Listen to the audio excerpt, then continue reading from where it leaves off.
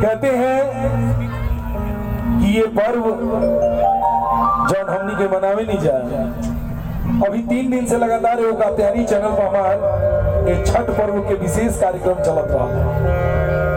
एक कार्यक्रम में बहुत सारा बात हम बतौले नहीं छठ माई के बारे में।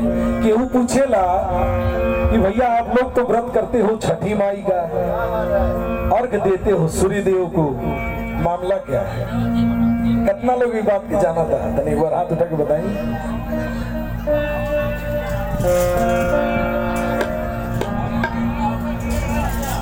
कहते हैं ये प्रकृति का पर्व है, एकमात्र, सिर्फ एकमात्र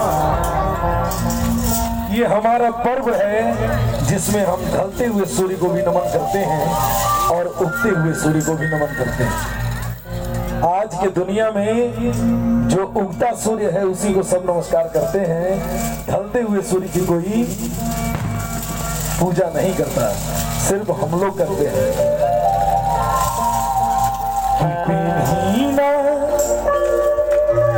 महादेव पियरिया माथे दौरा उठा,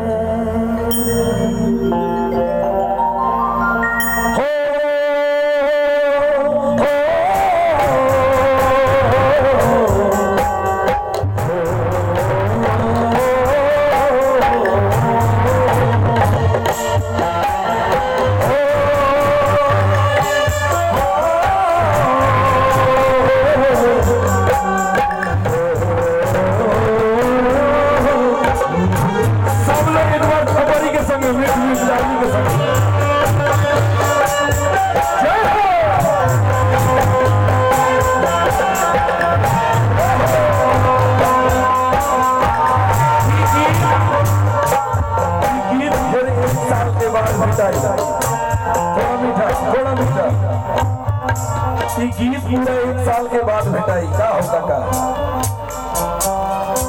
तो जब भेटाई बा तो पूरा ले लिया जाए, ओकरा बाद अपना अपना घरे ठेकुआ खाई गई।